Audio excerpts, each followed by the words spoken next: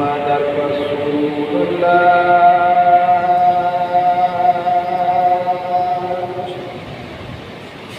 حي على الصلاة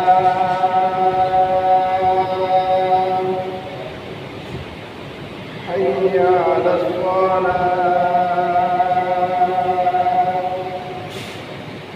حي على الفلاح حي على الفلاح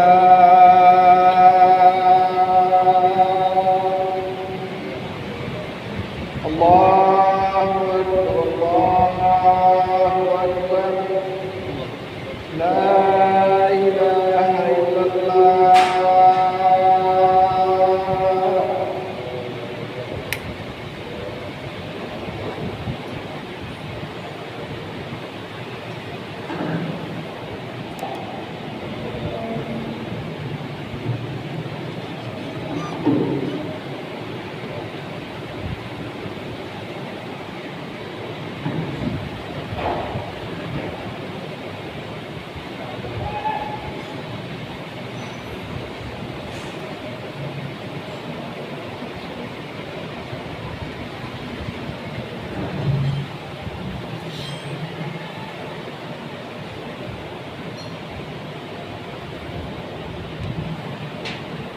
إن الحمد لله نحمده ونستعينه ونستغفره ونعوذ بالله من شرور أنفسنا ومن سيئات أعمالنا من يهده الله فلا مضل له ومن يضلل فلا هادي له وأشهد أن لا إله إلا الله وحده لا شريك له وأشهد أن محمدًا عبده ورسوله أما بعد فإن خير الحديث كتاب الله وخير الهدي هدي محمد صلى الله عليه وسلم وشر الأمور محدثاتها وكل محدثة بدعة وكل بدعة ضلالة وكل ضلالة في النار. أعوذ بالله السميع العليم من الشيطان الرجيم من همزه ونفخه ونفثه. يا أيها الذين آمنوا اتقوا الله حق تقاته ولا تموتن إلا وأنتم مسلمون. يا أيها الناس اتقوا ربكم الذي خلقكم من نفس واحدة وخلق منها زوجها وبث منهما رجالا كثيرا ونساء واتقوا الله الذي تساءلون به والأرحام إن الله كان عليكم رقيبا. يا أيها الذين آمنوا اتقوا الله وقولوا قولا سديدا يصلح لكم أعمالكم ويغفر لكم ذنوبكم ومن يطع الله ورسوله فقد فاز فوزا عظيما.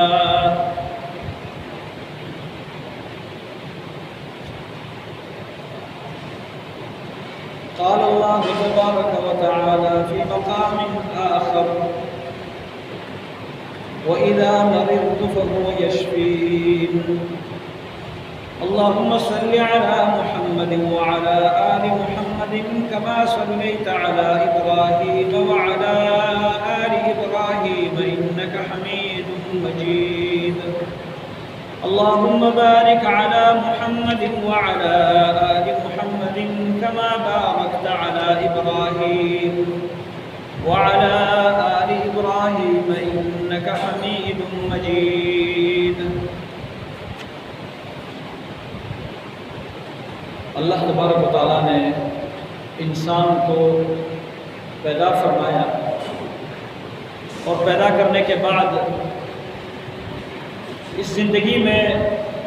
उसके लिए मुख्तलिफ़ हालतें पैदा की और मुख्तलिफ़ तरीक़ों से इसको अल्लाह रब्बुल आलमीन ने आज़माया। वनब्लूकुम बिश्शर्रि वल खैरि फितना, اللہ تعالیٰ فرماتے ہیں کہ ہم تمہیں آزماتے ہیں، کبھی شر کے ساتھ، کبھی خیر کے ساتھ، کبھی اچھی حالت کے ساتھ، کبھی بری حالت کے ساتھ۔ فتنہ یہ تمہارے لیے آزمائش ہے۔ یہ دنیا کی زندگی آزمائشوں کی زندگی ہے، اور اس میں مختلف حالات بدلتے رہتے ہیں۔ پچھلے خطبہ جمعہ میں اس حوالے سے میں عرض کر چکا تھا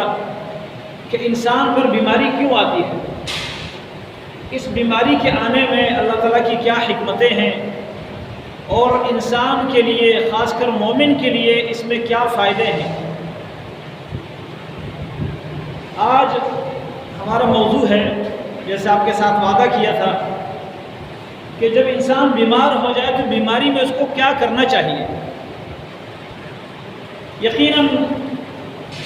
مسلمان کے لیے، مومن کے لیے ہر حالت میں بہتری ہوتی ہے۔ جیسے رسول اللہ صلی اللہ علیہ وسلم کا ارشاد ہے، عجبا لامر المؤمن ان امرہ کلہ لہ خیر، کہ مومن کا معاملہ بڑا ہی عجیب ہوتا ہے، اس کے لیے ہر معاملے میں خیر ہے۔ ان اصابتہ السراء شکر فکان خیرا لہ، اس کو اگر کوئی خوشی پہنچے، کوئی راحت پہنچے تو یہ شکر کرتا ہے اور یہ اس کے لیے بہتر ہے۔ وَإِنْ أَصَابَتْهُ الضَّرَّاءَ صَبَرَ، اور اگر اس کو کوئی تکلیف، ضرر، پریشانی پہنچے، صبر، تو یہ صبر کرتا ہے، فَكَانَ خَيْرًا لَهُ، اس کے لیے یہ بھی بہتر ہے۔ وَلَيْسَ ذَلِكَ لِأَحَدٍ إِلَّا لِلْمُؤْمِنِ، یہ صرف مومن کے لیے ہے۔ تو انسان پر اگر تکلیف آتی ہے، پریشانی آتی ہے، اس پر وہ صبر کرتا ہے، تو یہ پریشانی اور تکلیف بھی اس کے لیے اجر، ثواب اور بہت سارے فوائد کا سبب بن جاتا ہے یہ مرض۔ اس لیے اگر مسلمان پر بیماری آئے، اس بیماری کی حالت میں بھی انسان کو اللہ رب العالمین سے خیر کی امید رکھنی چاہیے، اور یہ سمجھ لینا چاہیے کہ اس بیماری میں میرے لیے اللہ کی طرف سے کیا حکمت چھپی ہوئی ہے، کیا راز ہے، کیا خیر ہے، میں نہیں جانتا۔ اس لیے کہ اللہ تعالیٰ فرماتے ہیں، عسیٰ ان تکرہوا شیئا وہو خیر لکم وعسیٰ ان تحبوا شیئا وہو شر لکم، ممکن ہے تم کسی چیز کو ناپسند کرو اور وہ تمہارے لیے بہتر ہو، اور ممکن ہے کہ تم کسی چیز کو پسند کرو وہ تمہارے لیے شر ہو۔ فرمایا واللہ یعلم وانتم لا تعلمون، کیونکہ تمہیں نہیں علم، اللہ تعالیٰ کو علم ہے۔ تو ہماری خیر اور ہمارا شر ہم نہیں جانتے۔ بسا اوقات کسی چیز کو ہم اپنے لیے شر سمجھتے ہیں، لیکن اس کے پیچھے بہت بڑی خیر پوشیدہ ہوتی ہے، اور اس کی کئی مثالیں موجود ہیں۔ اگر وہ شر ہمارے اوپر نہ آتا، وہ تکلیف اور پریشانی نہ آتی، تو اس کے پیچھے جو چھپی ہوئی خیر ہے وہ کبھی بھی ہمیں میسر نہ ہوتی۔ مثال کے طور پر اللہ رب العالمین انسان کی اس زندگی میں جب اس کو ماں کے دودھ سے الگ کیا جاتا ہے، ماں کا دودھ چھڑایا جاتا ہے، تو بچہ کتنا زیادہ ضد کرتا ہے، کتنا اس بات کو ناپسند کرتا ہے، یہ بات اس کو کتنی ناگوار گزرتی ہے کہ ماں کا دودھ اسے چھڑایا گیا۔ لیکن اللہ رب العالمین نے اس ماں کے دودھ کے بدلے میں اس کے لیے خوراک کی بہت ساری چیزیں جو ہے آسان بنائی ہے، اور اللہ تعالیٰ اب ماں کے دودھ سے اس کا گزارا نہیں ہوتا، تو اللہ نے بہت ساری چیزیں اس کے لیے پیدا کر دی ہے۔ اب ان پر اللہ تعالیٰ اس کی عادت ڈالنا چاہتا ہے، لیکن انسان سمجھتا ہے کہ نہیں، ماں کے دودھ کے علاوہ میں مر جاؤں۔ بچہ سمجھتا ہے کہ میرا اس کے علاوہ کوئی گزارا ہی نہیں ہوگا، وہ کھانا نہیں کھاتا،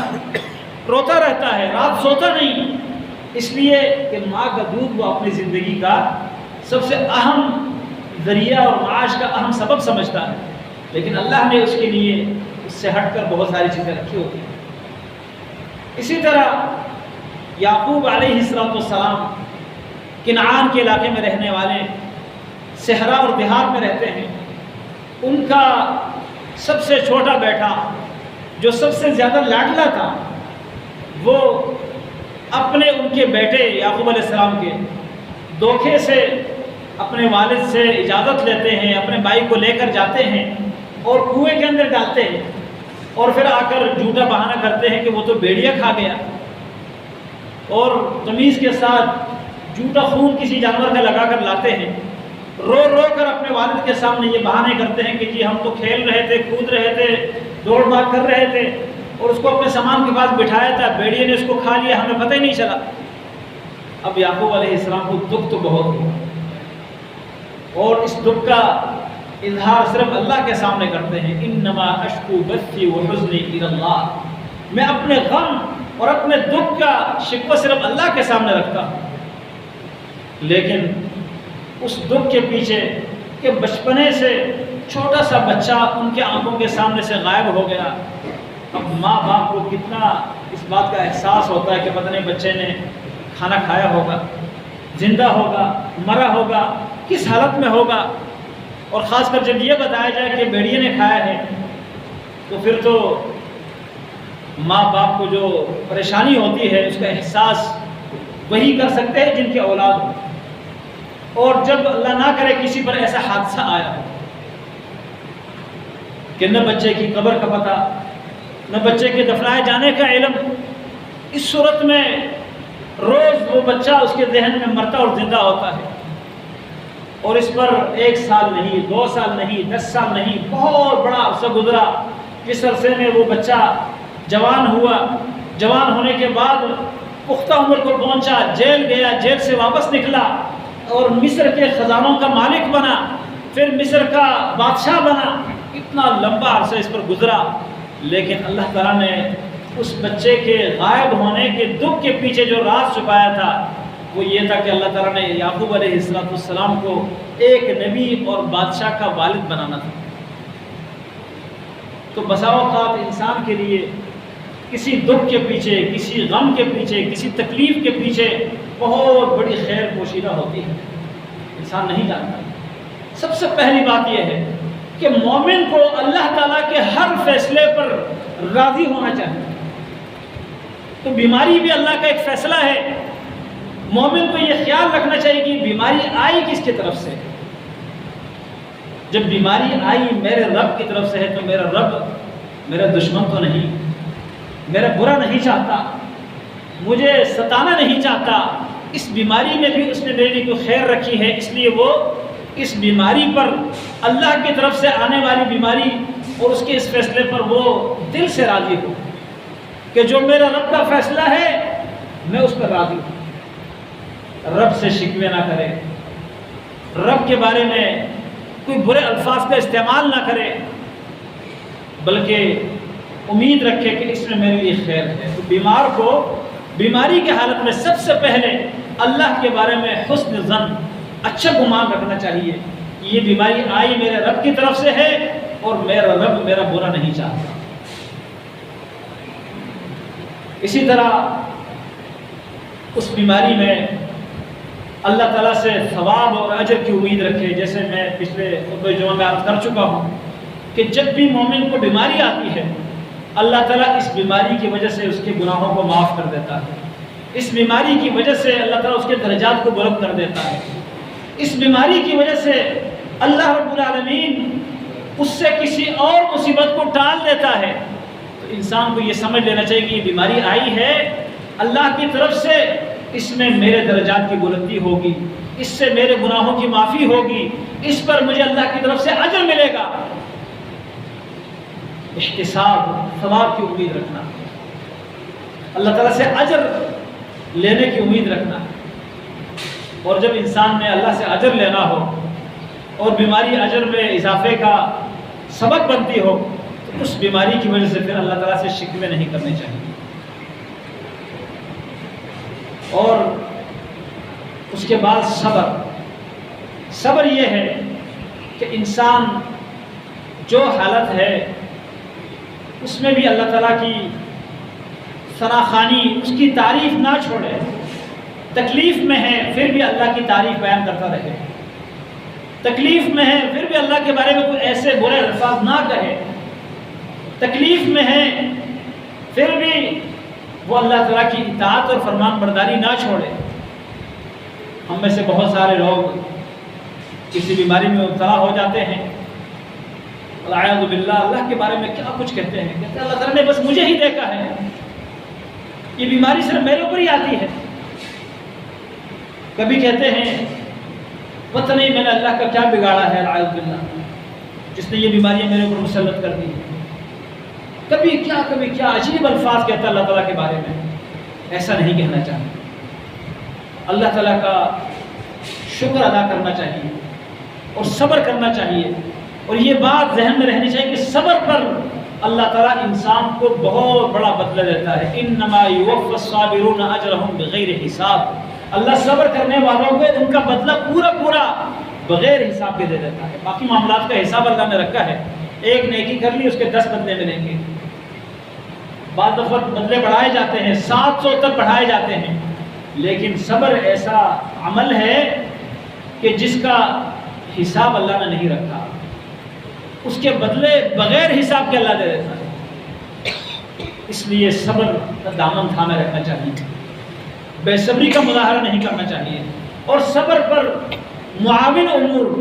جن باتوں کی وجہ سے انسان کو صبر کی توفیق ملتی ہے، ان میں سے ایک یہ ہے کہ انسان یہ سوچے کہ یہ بیماری اگر میرے اوپر آئی ہے تو مجھ سے زیادہ افضل تو اللہ کے انبیاء تھے، انبیاء پر تو بیماری آئی ہے۔ اگر یہ اللہ کی ناراضگی کی وجہ ہوتی کہ اللہ ناراض ہے تو پھر انبیاء پر یہ بیماری نہ آتی۔ نبی کریم صلی اللہ علیہ وسلم پر سب سے زیادہ بیماریاں آئی ہیں۔ آپ صلی اللہ علیہ وسلم کی زوجہ محترمہ ام المومنین عائشہ صدیقہ رضی اللہ عنہا، ان سے ان کا بھانجا عروہ بن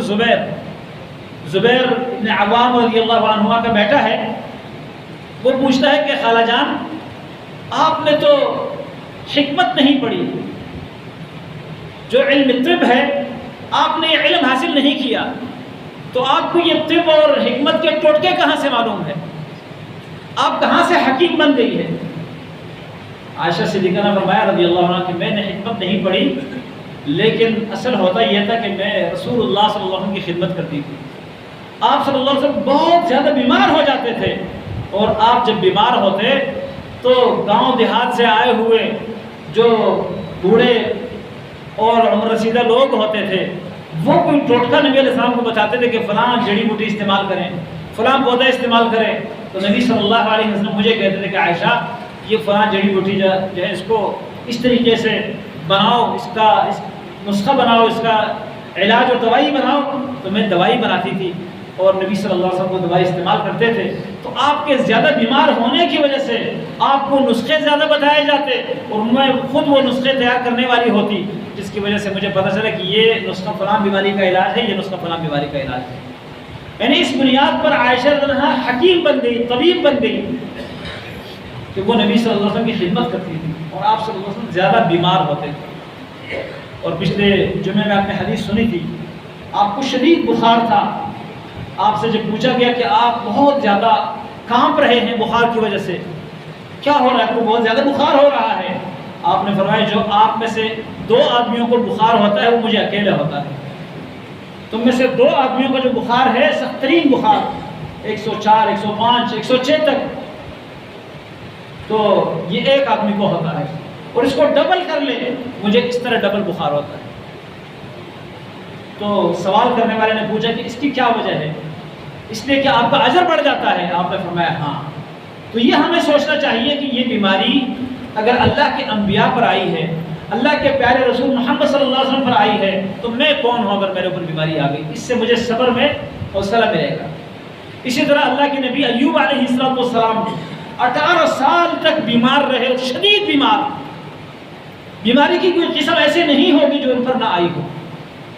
تو اگر ان پر بیماری آئی ہے میں کون ہوں؟ اسی طرح صبر کرنے میں یہ چیز بھی معاون ثابت ہوگی کہ اگر میں یہ سوچوں کہ جو بیماری آئی ہے یہ تو میری اتنی عمر گزرنے کے بعد آئی ہے، اتنے عرصے تک میں جو تندرست رہا، صحت مند رہا، یہ صحت مندی بھی تو اللہ کی طرف سے تھی، اور اگر ابھی یہ بیماری آ بھی گئی تو مجھے کیا اس سے پریشان ہونا ہے؟ اتنے عرصے تک اللہ نے تندرست رکھا، وہ بھی اللہ کی طرف سے تھا، ابھی بیمار کر دیا، یہ بھی اللہ نے کر دیا۔ پھر بیماری میں صبر کرنے میں یہ چیز بھی معاون ثابت ہوتی ہے کہ انسان یہ دیکھے کہ ابھی جو بیماری آئی ہے یہ تو جسم کے کسی ایک حصے میں آئی ہے، بہت سارے معاملات میں تندرست بھی ہوں۔ عروہ بن زبیر رضی اللہ عنہ، ان کے ایک ٹانگ میں زہر پھیل گیا اور طبیبوں نے کہا، ڈاکٹروں نے کہا کہ اس کے ٹانگ کو کاٹنا پڑے گا۔ ٹانگ جب کٹ گئی تو کسی نے آ کے افسوس کیا، انہوں نے کہا افسوس کی کیا بات ہے، اللہ نے 2 ہاتھ دیے تھے، 2 پاؤں دیے تھے، اللہ تعالیٰ نے 1 پاؤں واپس لے لیا، 1 پاؤں اور 2 ہاتھ ابھی بھی میرے پاس اللہ کی نعمت کے طور پر ہے، تو مجھے اللہ سے کوئی ناراض ہونے کی ضرورت نہیں ہے۔ اس کا مطلب یہ ہے کہ آپ کو اللہ نے جو نعمتیں دی ہیں ان نعمتوں کو بھی تو دیکھیں۔ اگر کوئی نعمت کم ہو گئی وہ بھی اللہ کی طرف سے ملی تھی، اللہ نے واپس لے لی۔ اسی طرح بیماری کی حالت میں صبر کرنے پر جو تعاون کرنے والی چیز ہے وہ یہ بھی ہے کہ آپ ذرا اپنے سے ہٹ کر دیگر مریضوں کو دیکھو جو بیمار آپ سے زیادہ سخت بیماریوں میں مبتلا ہیں۔ کوئی ایسے ہیں جو پاؤں سمیٹ نہیں سکتے، جو واش روم خود نہیں جا سکتے، جو اپنی صفائی خود نہیں کر سکتے، جو کروٹ خود نہیں بدل سکتے، جو کھا پی نہیں سکتے۔ ذرا ان بیماروں کو دیکھیں، اللہ تعالیٰ نے آپ کو محفوظ رکھا ہے۔ اگر یہ بیماری آئی ہے تو یہ معمولی ہے، ان بیماریوں کے مقابل میں جو دوسرے لوگوں پر آئی ہے آپ کو اللہ کا شکر ادا کرنا پڑے گا کہ یا اللہ شکر ہے مجھے اس طرح بیمار نہیں بنایا۔ اسی طرح بیماری جب آتی ہے تو یہ سمجھ لینا چاہیے کہ اس بیماری سے اللہ تعالیٰ پتہ نہیں مجھے آخرت کے عذاب سے بچاتا ہے یا دنیا کی کسی بڑی مصیبت سے بچاتا ہے، یا اس بیماری کی وجہ سے اللہ تعالیٰ میرا کوئی درجہ بلند کرتا ہے۔ اس پر انسان کو صبر کرنے کا موقع ملے گا۔ اور اسی طرح بیماری جب آ جاتی ہے تو بیماری کی وجہ سے انسان کو اللہ رب العالمین کی طرف لوٹنا چاہیے۔ پچھلے اقوام کا اللہ نے ذکر کیا، فلولا اذ جاءهم بأسنا تضرعوا، جب ان پر ہماری طرف سے آزمائشیں آئیں، تکلیفیں آئیں، انہوں نے ہماری طرف توجہ کیوں نہیں کی، ہماری طرف یہ جھکے کیوں نہیں؟ یعنی ان کافر لوگوں کے بارے میں اللہ نے فرمایا بیماری اس لیے آئی تھی کہ اللہ کی طرف لوٹ آئے، جھک جائے اللہ کی طرف، اس کی نافرمانیاں چھوڑ دے۔ لیکن انہوں نے کیا کیا؟ اللہ تعالیٰ فرماتے ہیں وَلَكِنْ قَسَتْ قُلُوبُهُمْ، ان کے دل سخت ہو گئے تھے۔ یہ بیماری آتی ہے دل کو نرم کرنے کے لیے، انسان کا عقل اس سے ٹوٹ جاتا ہے، انسان کو اپنی حیثیت کا پتہ چلتا ہے کہ میں ہوں کیا، جو اتنا اچھلتا کودتا ہوں، اللہ رب العالمین سے بغاوت کرتا ہوں، میں ہوں کیا، میری کیا حیثیت ہے۔ اس بیماری سے انسان کو اپنی حیثیت کا پتہ چلتا ہے۔ پھر اس بیماری سے انسان کو اس دنیا کی زندگی کا پتہ چلتا ہے کہ یہ بے وفا زندگی ہے، اس کی صحت ہمیشہ نہیں رہے گی۔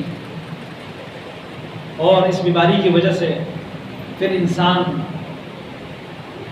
ایسا بھی نہ ہو کہ موت مانگ لے، موت کی تمنا کرے۔ نبی علیہ السلام فرماتے ہیں لا يتمنين احدكم الموت لضر اصابته، انسان کو جب تکلیف پہنچے، لضر اصابہ، اس کو کوئی تکلیف پہنچے، بیماری آئے، اس کی وجہ سے موت کا مطالبہ نہ کرے، موت کی تمنا نہ کرے کہ ہائے مجھے موت آئے تو بہتر ہے۔ فرمایا اگر لازمی موت مانگنی ہے تو پھر ان الفاظ سے مانگے، اللہم احینی اذا کانت الحیات خیرا لی،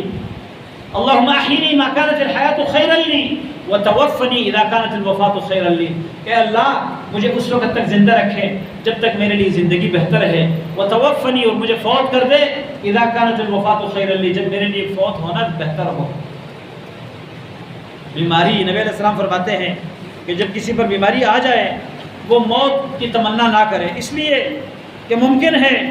اللہ رب العالمین اس بیماری کی وجہ سے اس کو گناہوں سے پاک کر کے، اس کے درجات کو بلند کر کے، اس کی عمر لمبی کر کے، جو کچھ اللہ نے لیا تھا واپس کر کے اس کو لمبی زندگی دے اور وہ اس کے لیے بہتر ہو، اس کے لیے وہ آخرت کے درجات کی بلندی کا سبب ہو۔ تو بیماری میں تکلیف کی شدت کی وجہ سے موت کا مطالبہ، موت کی تمنا نہیں کرنی چاہیے۔ اسی طرح جب بیماری آ جائے تو انسان علاج کروانے کی کوشش کرے۔ نبی علیہ السلام فرماتے ہیں ما انزل اللہ داء الا انزل له شفاء، اللہ تعالیٰ نے کوئی بھی بیماری نہیں اتاری مگر اس کا علاج بھی اللہ نے اتارا ہے۔ اور نبی علیہ السلام نے ایک اور حدیث میں فرمایا کہ جب علاج بیماری کے ساتھ موافق آ جائے تو بیماری ٹھیک ہو جاتی ہے۔ تو علاج یہ توکل کے خلاف نہیں ہے، علاج کرنا چاہیے، لیکن علاج کے دو طریقے ہیں، ایک جائز طریقہ اور ایک حرام طریقہ۔ تو علاج کا جو حرام طریقہ ہے اس سے بچنا چاہیے، اور بہت سارے لوگ بے صبری کا مظاہرہ کرتے ہوئے حرام طریقوں سے علاج کرواتے ہیں۔ وہ سمجھتے ہیں کہ بیماری بڑی لمبی ہو گئی، میں نے سارے ڈاکٹروں کو دکھایا، حکیمی دوائی بھی استعمال کی، ہومیوپیتھی بھی استعمال کی، کوئی فرق نہیں پڑا، اب مجبوری ہے، لہذا میں کیا کروں گا،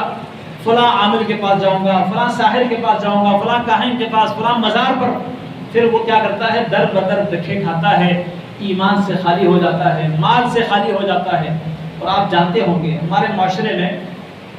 جو عامل ہے جب پکڑے جاتے ہیں تو کہتے ہیں جعلی عامل تھا، پکڑے جاتے ہیں تو پھر جعلی ہوتا ہے، اور جب تک نہیں پکڑے جاتے تو وہ اصلی ہوتے ہیں۔ اصل میں عامل اکثر سحر کرتے ہیں، اکثر طلاسم، منتر اور ایسے طریقوں سے علاج کرتے ہیں جو شیطانی طریقے ہیں علاج کے، لوگوں کا عقیدہ بھی برباد کرتے ہیں، لوگوں کا مال بھی لوٹتے ہیں، بلکہ بعض تو عزتوں کے بھی لٹیرے ہوتے ہیں۔ لہذا جب بیماری آ جائے ایسے لوگوں کے پاس جانے سے انتہائی بچنا چاہیے، اس لیے کہ نام تو یہ لیا جاتا ہے کہ اللہ کے کلام سے شفا، اللہ کے کلام سے ہم علاج کرتے ہیں، حقیقت ایسی ہے کہ اللہ کے کلام سے علاج نہیں کرتے، جنات کے ذریعے، شیاطین کے ذریعے علاج کرتے ہیں، اور شیاطین تب ان کی ڈیمانڈ پوری کرتے ہیں جب یہ ان کی ڈیمانڈ پوری کرتے ہیں۔ وہ ان سے جو کام کرواتے ہیں غلط اور غیر شرعی تو پھر ان کی بات مانتے ہیں اور ان کے ساتھ دوستی نبھاتے ہیں۔ اصل بیماری آئی اللہ کی طرف سے ہے، وہ اذا مرضت فهو یشفین، جب میں بیمار ہو جاتا ہوں تو شفا مجھے وہی دیتا ہے۔ لہذا کسی بابے کے پاس، کسی مزار پر، کسی جگہ پر جا کر یہ سمجھنا کہ اس جگہ سے مجھے شفا ملے گی، یہاں کی مٹی سے مجھے شفا ملے گی، یہاں کے پتھر اپنے جسم پر پھیرنے سے مجھے شفا ملے گی، یہاں کے نمک چاٹنے سے مجھے شفا ملے گی، ایسا نہیں ہے۔ شفا اللہ کی جانب سے ہے۔ اللہ تعالیٰ نے قرآن کی صفت بیان کی ہے، وَنُنَزِّلُ مِنَ الْقُرْآنِ مَا هُوَ شِفَاءٌ وَرَحْمَةٌ لِلْمُؤْمِنِينَ، ہم قرآن اتارتے ہیں جو شفا ہے، رحمت ہے ایمان والوں کے لیے۔ قرآن شفا ہے، سب سے بڑی شفا قرآن ہے۔ اس کو اللہ نے علاج نہیں کہا، شفا کہا۔ علاج اور شفا میں فرق کیا ہے؟ علاج دوائی کو کہا جاتا ہے جس سے کبھی شفا ملتی ہے کبھی نہیں ملتی، کبھی اس علاج میں کامیابی حاصل ہوتی ہے کبھی نہیں ہوتی، اور شفا وہ ہے جس میں یقینی طور پر کامیابی ہو۔ تو قرآن صرف علاج نہیں، یہ کامیابی شفا ہے۔ اس سے شفا کیسے ملے گی؟ نبی کریم صلی اللہ علیہ وسلم اپنے آپ کو دم کیا کرتے تھے، اپنے دونوں ہاتھوں کو ملا کے سورۃ الاخلاص، سورۃ الفلق، سورۃ الناس، یہ تینوں صورتیں پڑھ کے ہاتھوں میں تتکار کرتے تھے، ٹوکتے تھے باریک باریک، اور اپنے جسم پر ہاتھ پھیرتے تھے جہاں جہاں ہاتھ پہنچتے تھے۔ نبی علیہ السلام جب آخری بیماری میں تھے، آپ خود اپنے ہاتھ جسم پر نہیں پھیر سکتے تھے، عائشہ رضی اللہ تعالیٰ عنہا نے ایسے ہی آپ کے ہاتھوں کو ملایا اور اس پر پڑھا یہ تین صورتیں، اور آپ کے جسم پر ہاتھ پھیرے۔ اسی طرح رسول اللہ صلی اللہ علیہ وسلم کے صحابی ابو سعید الخدری رضی اللہ عنہ بیان کرتے ہیں کہ ہم کسی سفر میں تھے، ایک بستی پر سے ہمارا گزر ہوا، ہم نے ان سے کھانا مانگا کہ ہم مسافر ہیں، ہمیں کھانا کھلاؤ۔ وہ کنجوس لوگ تھے، انہوں نے کہا ہمارے پاس کھانا نہیں ہے، انہوں نے ہمیں مہمان نوازی نہیں دی۔ ہم اس گاؤں کے باہر کسی جگہ بیٹھے ہوئے تھے، اس دوران اس گاؤں کا ایک شخص دوڑتا ہوا ہمارے پاس آیا، کہا کہ آپ میں سے کوئی دم کرنے والا ہے؟ تو میں نے کہا کیا ہوا؟ کہنے لگے ہمارے گاؤں کا جو سردار ہے اس کو کسی سانپ یا بچھو نے کاٹا ہے، کوئی چیز اس کو لڑی ہے، تو اگر آپ دم کرنے والے آپ میں سے کوئی ہے تو اس کو دم کر دیں۔ میں نے کہا ہاں میں دم کرتا ہوں، لیکن میں دم تب کروں گا جب آپ ہمیں کچھ بدلے میں دو گے۔ انہوں نے کہا ہم آپ کو 30 بکریاں دے دیں گے۔ ہم نے کہا ٹھیک ہے۔ صحیح بخاری کے اندر یہ روایت ہے، کہتے ہم گئے، میں نے سورۃ الفاتحہ پڑھی، سورۃ الفاتحہ پڑھتا تھا اور منہ میں لعاب جمع کرتا تھا، اور وہ لعاب اس کی اس ڈسی ہوئی جگہ پر لگاتا تھا۔ کہتے میں نے اس کو جب دم کیا وہ ایسا کھڑا ہو گیا، ایسا ٹھیک ہو گیا کہ گویا کہ انہ اطلق من عقال، گویا کہ کسی رسی کے ساتھ اس کو باندھا گیا ہو اور اس رسی کو کھول کر اس کو چھوڑ دیا جاتا ہو، اس طرح وہ کھڑا ہو گیا اور ٹھیک ہو گیا۔ تو ان لوگوں نے ہمیں وہ 30 بکریاں دے دی۔ تو میں نے اپنے ساتھیوں سے کہا کہ یہ ہم نہیں کھائیں گے جب تک اللہ کے نبی صلی اللہ علیہ وسلم سے ہم نہ پوچھیں کہ یہ کام ہمارے لیے جائز ہے یا نہیں ہے۔ ہم مدینہ آئے، نبی علیہ السلام سے ہم نے پوچھا آپ نے مجھ سے پوچھا وما ادراک انہا رقیہ، آپ کو کس نے بتایا کہ سورۃ فاتحہ دم ہے؟ یعنی یہ نہیں کہا کہ سورۃ فاتحہ دم نہیں ہے، دم ہے، لیکن آپ کو کیسے پتہ چلا؟ کہتے میں کوئی دم کرنے جانتا نہیں تھا، بس سورۃ فاتحہ قرآن کی صورت ہے، میں نے پڑھ لی، اس سے اللہ نے اس کو شفا دے دی۔ اس حدیث میں اس بات کی تائید ہے کہ سورۃ فاتحہ دم ہے، سورۃ فاتحہ پڑھ کے دم کیا جائے 7 مرتبہ، 3 مرتبہ، 11 مرتبہ۔ اسی طرح نبی علیہ السلام نے فرمایا کہ جو آپ کو اجرت ملی ہے، بدلہ ملا ہے قرآن کریم پڑھنے کی وجہ سے، یہ بہترین مزدوری ہے۔ لوگ باطل دم کر کے اجرت لیتے ہیں، آپ نے تو حق دم کر کے اجرت لی ہے، اور میرا بھی اس میں حصہ رکھو۔ یہ دم کرنے کے حوالے سے نبی علیہ السلام کو ایک دفعہ بخار تھا، جبریل امین آئے علیہ السلام، انہوں نے دم کیا، بسم اللہ ارقیکا من کل شیء یؤذیکا من شر کل نفس و عین حاسد اللہ یشفیکا بسم اللہ ارقیکا۔ اسی طرح نبی صلی اللہ علیہ وسلم اپنے نواسے حسن اور حسین کو دم کیا کرتے تھے، اعیذکما بکلمات اللہ التامۃ من کل شیطان وہامۃ ومن کل عین لامہ۔ اس میں نظر کا دم بھی ہے، زہریلے جانوروں کا دم بھی ہے۔ اعیذکما، میں تم دونوں کو پناہ دلاتا ہوں، بکلمات اللہ التامۃ، اللہ تعالیٰ کے پورے تمام کلمات کے ساتھ، من کل شیطان، ہر شیطان سے، وہامت، اور ہر زہریلے جانور سے، ومن کل عین لامہ، اور ہر اس آنکھ سے جو ملامت کرنے والی ہے، انہیں نظر لگانے والی آنکھ۔ اسی طرح آپ صلی اللہ علیہ وسلم نے فرمایا کہ جو کسی مریض کے پاس جائے اور اس مریض کا وقت پورا نہ ہو، اس کی زندگی مکمل نہ ہو، موت کا وقت نہ آیا ہو، اور اس پر یہ دعا 7 مرتبہ پڑھے، اسأل اللہ العظیم رب العرش العظیم ان یشفیک، اسأل اللہ العظیم رب العرش العظیم ان یشفیک، 7 مرتبہ یہ دعا پڑھے، نبی علیہ السلام نے فرمایا اللہ تعالیٰ اس کو شفا دے دے گا، اس بیماری سے وہ ٹھیک ہو جائے گا۔ تو مریض، اس کے علاج کا ایک طریقہ یہ ہے کہ قرآن کریم سے، احادیث سے ثابت دعاؤں کے ساتھ دم کیا جائے، کیونکہ قرآن کو اللہ نے شفا کہا، احادیث سے قرآن کریم سے شفا لینے کا طریقہ یہ بتایا گیا ہے۔ لیکن قرآن کریم کو لکھ کر کسی فریج کے ساتھ یا کسی پلیٹ کے اندر کسی کاغذ میں اس کو گول کر کے پھیلانا، یا اس کو لکھ کر لٹکانا گلے میں، بازو میں، ٹانگ میں، جانور کے سنگ کے ساتھ، جانور کے دم کے ساتھ، یہ چیز قرآن و سنت سے ثابت نہیں ہے۔ یہ قرآن کریم کی بے حرمتی کا ایک ذریعہ ہے۔ بچوں کو کیا پتا، ان کے گلے میں اپنے تعویذ لٹکائی ہے، آپ پورا قرآن اپنے گلے میں لٹکا دیں، اس سے آپ کو فائدہ نہیں ہوگا جب تک اس کو پڑھیں گے نہیں۔ اللہ تعالیٰ نے اسی قرآن میں، جس میں قرآن کو شفا کہا، اس میں شہد کے بارے میں اللہ نے فرمایا یخرج من بطون، ان مکھیوں کے پیٹ میں سے نکلتا ہے شراب، ایک مشروب، مختلف الوان، جس کا رنگ مختلف ہے، فیہ شفا، اللہ تعالیٰ فرماتے ہیں اس میں شفا ہے، لوگوں کے لیے اس میں شفا ہے۔ سورۃ النحل میں اللہ نے فرمایا اب شہد میں شفا ہے، شہد کی بوتل کو گلے میں لٹکا دے شفا ملے گی، اس کو چاٹنا، اس کو پانی میں حل کر کے پینا، اس سے شفا ملے گی۔ ایک صحابی آیا نبی علیہ السلام کے پاس، صحیح مسلم میں حدیث ہے، کہا میرے بھائی کا پیٹ جو ہے ایسا کھل گیا ہے کہ وہ مسلسل، مطلب یہ ہے کہ بہتا جا رہا ہے، یعنی موشن، لوز موشن لگے ہوئے ہیں۔ نبی علیہ السلام نے فرمایا اس کو شہد پلاؤ۔ اس آدمی نے شہد پلایا، پھر آیا، کہتے ہیں کہ اس کو مزید موشن میں اضافہ ہوا، فرمایا اور پلاؤ، اس نے اور پلایا، پھر آیا، کہتے ہیں مزید اضافہ ہوا، پھر فرمایا اور پلاؤ، پھر پلا کے آیا، کہتے ہیں کہ اور پلایا لیکن مزید اضافہ ہوا۔ نبی علیہ السلام نے فرمایا کہ اور پلاؤ، اللہ کا کلام جھوٹ نہیں بولتا، تیرے بھائی کا پیٹ جھوٹ بولتا ہے۔ اس کا کیا مطلب ہے؟ اس نے اور پلایا اور ٹھیک ہو گیا۔ مطلب یہ ہے کہ پیٹ میں کوئی ایسے مواد تھے جس کا نکلنا ضروری تھا،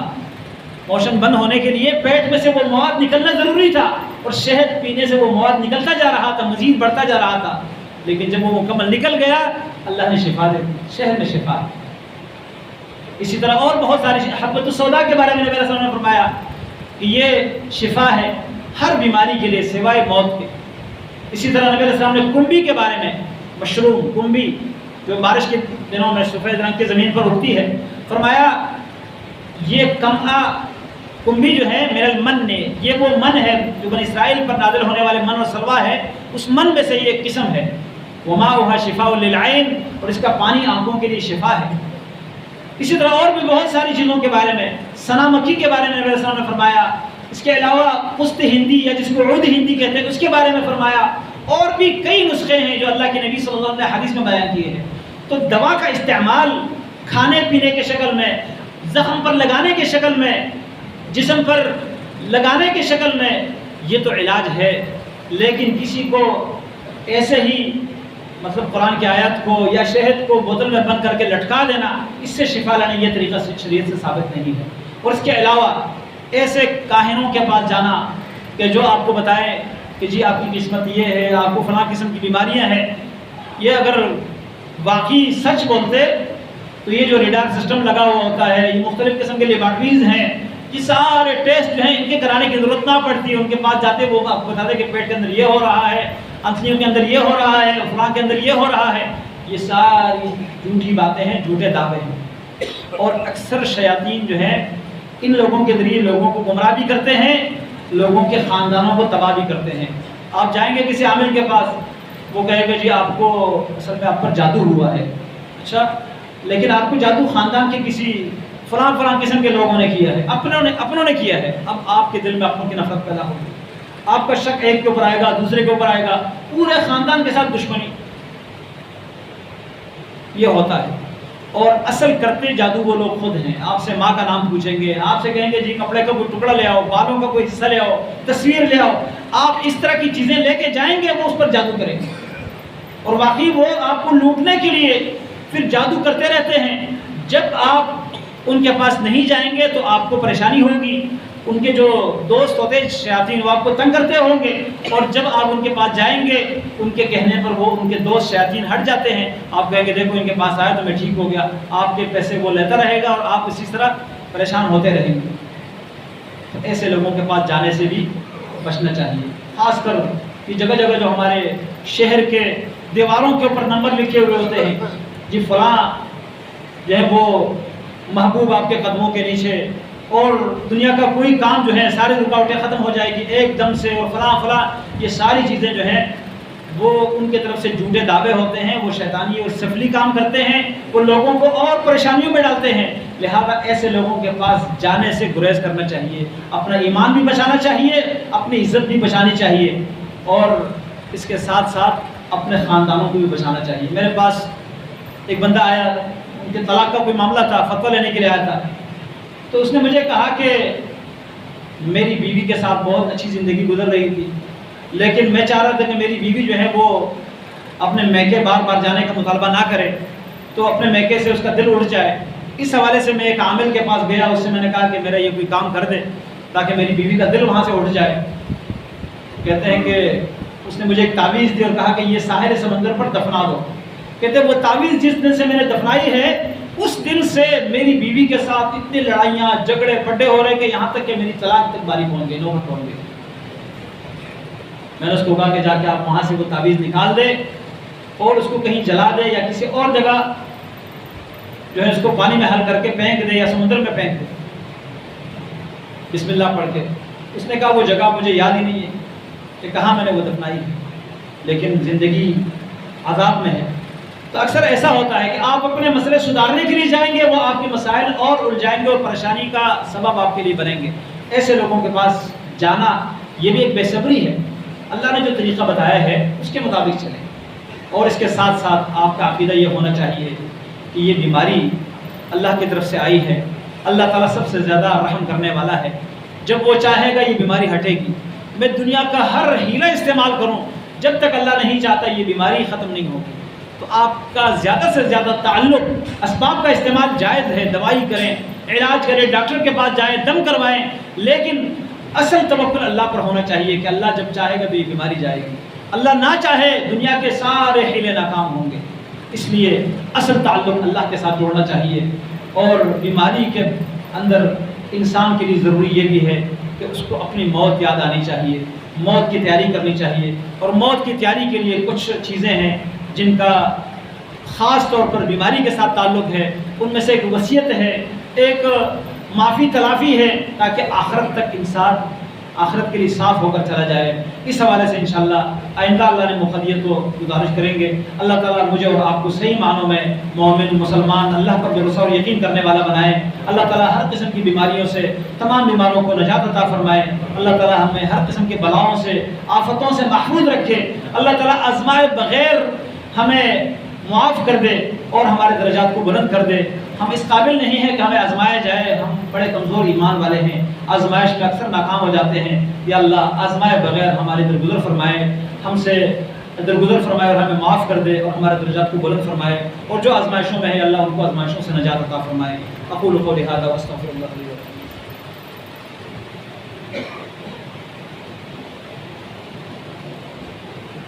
إن الحمد لله نحمده ونستعينه ونستغفره ونعوذ بالله من شرور أنفسنا ومن سيئات أعمالنا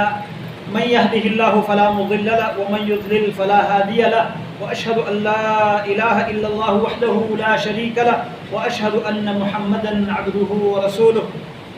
اللهم صل على محمد وعلى آل محمد كما صليت على إبراهيم وعلى آل إبراهيم إنك حميد مجيد اللهم بارك على محمد وعلى آل محمد كما باركت على إبراهيم وعلى آل إبراهيم إنك حميد مجيد۔ انسان کے اوپر بیماری اللہ کی طرف سے آتی ہے اور اس میں کئی اغراض، کئی فائدے اور کئی حکمتیں ہیں، لیکن ایک اہم حکمت یہ ہے کہ انسان اپنے رب کی طرف لوٹنے والا بن جائے۔ جو بیمار ہو جاتا ہے بیماری میں، زیادہ تر انسان باقی کام کرنے سے نکل جاتا ہے، فارغ ہو کے بیٹھ جاتا ہے، تو اس کی زبان کم سے کم فارغ ہوتی ہے۔ جب تک زبان چلتی ہے اس پر اللہ کا ذکر جاری رہے، جب تک دماغ چلتا ہے اس میں اللہ تعالیٰ سے امید ہو، اچھی امید ہو اور اللہ کے بارے میں اچھا گمان ہو، اور اللہ رب العالمین سے ڈر بھی ہو، اپنے گناہوں کے بارے میں گناہوں کا خطرہ بھی ہو۔ خوف اور امید یہ دونوں چیزیں مومن کے دل میں ہونی چاہیے ہمیشہ۔ اور اس کے ساتھ ساتھ انسان جتنا صالح عمل کر سکتا ہے اس زندگی کو اپنے لیے غنیمت جانتے ہوئے نیک اعمال میں آگے بڑھنے کی کوشش کرنی چاہیے۔ ہم میں سے اکثر لوگ بیمار ہو جاتے ہیں تو ایک تو ان کو بیماری کے احکام کا نہیں پتہ ہوتا، وہ جہالت کی بنیاد پر اللہ تعالیٰ کی طرف سے جو فرائض ہیں ان کو چھوڑ دیتے ہیں۔ بیماری میں انسان کے لیے اللہ تعالیٰ نے سہولت رکھی ہے، کھڑا نہیں ہو سکتا وہ بیٹھ کر نماز پڑھے، بیٹھ کر نہیں پڑھ سکتا وہ لیٹ کر پڑھے، لیٹ کر نہیں پڑھ سکتا وہ اشارے سے پڑھے، آنکھوں کے اشارے سے، ہاتھوں کے اشارے سے۔ وہ وضو نہیں کر سکتا تیمم کر لے، تیمم نہیں کر سکتا جس حالت میں ہو اس حالت میں پڑھے۔ چاہے ہم میں سے بہت سارے لوگ وہ کہتے ہیں کہ اب بیماری میں نماز پڑھنا بڑا مشکل ہو گیا ہے تو وہ نماز کو ہی چھوڑ دیتے ہیں۔ نہیں، اللہ تعالیٰ نے نماز چھوڑنے کی اجازت نہیں دی۔ جب تک ہوش باقی ہے اور جسم میں جان ہے نماز پڑھنی چاہیے جس حالت میں ممکن ہو۔ کچھ لوگ یہ بہانہ کرتے ہیں کہ میں تو اب آپریشن ہو گیا ہے، گندگی میں پڑا ہوا ہوں اور صفائی نہیں ہوتی، تو اس حالت میں بھی اللہ تعالیٰ کو آپ کی یہ حالت معلوم ہے۔ اللہ تعالیٰ کا ارشاد ہے فاتقوا اللہ ما استطعتم، جتنی تمہاری طاقت ہو اتنا ہی اللہ سے ڈرتے رہو۔ یہاں پر آپ کی طاقت یہ ہے کہ آپ اسی حالت میں نماز پڑھو، آپ کی نماز اس حالت میں ہو، یہ نہیں کہ میں گندگی کی حالت میں ہوں۔ آپ کی یہ گندگی آپ کے اختیار میں نہیں ہے، آپ کے پیشاب کا چلنا یا جاری رہنا یہ آپ کے اختیار میں نہیں ہے۔ آپ اللہ رب العالمین کے حکم کی پابندی کریں، اللہ رب العالمین کو آپ کی حالت معلوم ہے، لہذا بیماری کی حالت میں نماز چھوڑنے کی اجازت نہیں ہے۔ ہم میں سے بہت سارے بیماری کی وجہ سے نماز چھوڑ دیتے ہیں، یہ تو زیادہ اللہ تعالیٰ کے قریب ہونے کا وقت آیا ہے، مزید آگے بڑھنا چاہیے۔ اور یہاں ایک بات یاد رکھیے، نبی علیہ السلام فرماتے ہیں کہ جو انسان تندرستی میں جو عبادت کرتا تھا، جو عمل کرتا تھا، بیماری کی وجہ سے اگر اس میں کوئی کمی کوتاہی آتی ہے اللہ تعالیٰ اس تندرستی والے عمل کا اجر برابر دے دیتا ہے، اجر میں کمی نہیں آتی۔ آپ کھڑے ہو کر نماز نہیں پڑھ سکتے، بیٹھ کر آپ نماز پڑھیں گے، آپ کی یہ نماز پورے کھڑے ہونے والی نماز کی طرح برابر ہو، اگر عذر کی وجہ سے آپ بیٹھ کر نماز پڑھتے ہیں۔ اسی طرح آپ بیٹھ کر نہیں پڑھ سکتے، لیٹے لیٹے آپ نماز پڑھ رہے ہیں، آپ کو اللہ کھڑے ہونے والے کی نماز کے برابر کا اجر دے گا۔ آپ طہارت کے ساتھ نماز نہیں پڑھ سکتے، طہارت آپ کو حاصل کرنا ممکن نہیں ہے، آپ بغیر طہارت کی بھی نماز پڑھیں گے عذر کی وجہ سے، آپ کی یہ نماز بھی اللہ تعالیٰ پورے طہارت کے ساتھ قبول فرمائے گا۔ اللہ تعالیٰ بڑا رحم کرنے والا ہے اور وہ بندوں کی حالت کو جانتا ہے۔ لا یکلف اللہ نفسا الا وسعها، انسان پر اللہ وہی بوجھ رکھتا ہے جو انسان کی استطاعت میں ہو۔ اس لیے اللہ رب العالمین کی طرف سے جس حالت میں بھی ہم ہو اس کے ساتھ تعلق رکھنے والے بنے، اس کے ساتھ اپنا تعلق بحال کرنے والے، اس سے اپنے گناہوں کی معافی مانگنے والے اور اس سے اچھی امید رکھنے والے بنے۔ اس کے ساتھ ہمارا تعلق زبان سے بھی اس کے ذکر کے ساتھ ہو، دل سے بھی اس کے ساتھ امید وابستہ ہو، اور اسی طرح جسم کے اعضاء اس کے لیے فرمان بردار ہو۔ اللہ تعالیٰ مجھے اور آپ کو صحیح معنوں میں مومن، مسلمان، فرمان بردار، اطاعت گزار بنا دے۔ اللہ تعالیٰ تمام بیماروں کو شفا کاملہ عاجلہ عطا فرما دے۔ اللہ تعالیٰ فلسطین کے مظلوم مسلمانوں کی مدد فرما دے۔ اللہ رب العالمین اس ملک کی حفاظت فرمائے اور اس ملک کو بدامنی سے، مہنگائی کے سیلاب سے، اسی طرح ہر قسم کے غداروں کی غداری سے اور خیانت کرنے والوں کی خیانت سے محفوظ رکھے۔ اللہ تعالیٰ اس ملک کو ایسے حکمران عطا فرمائے جو اس ملک کے مسلمانوں کے لیے خیرخواہ اور ہمدرد ہو، اسلام کے لیے خیرخواہ اور اسلام کے لیے اچھے ثابت ہونے والے ہو۔ اللہ تعالیٰ ایسے حکمرانوں کو اس ملک پر حکمرانی عطا فرمائے جو اس کے ساتھ غداری کرنے والے ہیں، مسلمانوں کے ساتھ غداری کرنے والے ہیں۔ اللہ تعالیٰ ان کے غداریوں سے اور شر سے اس ملک کو اور تمام مسلمانوں کو محفوظ رکھے۔ ربنا ظلمنا انفسنا وان لم تغفر لنا وترحمنا لنكونن من الخاسرين ربنا آتنا في الدنيا حسنه وفي الاخره حسنه وقنا عذاب النار وصل اللهم وسلم على عبدك ونبيك محمد وعلى اله وصحبه اجمعين برحمتك يا ارحم الراحمين۔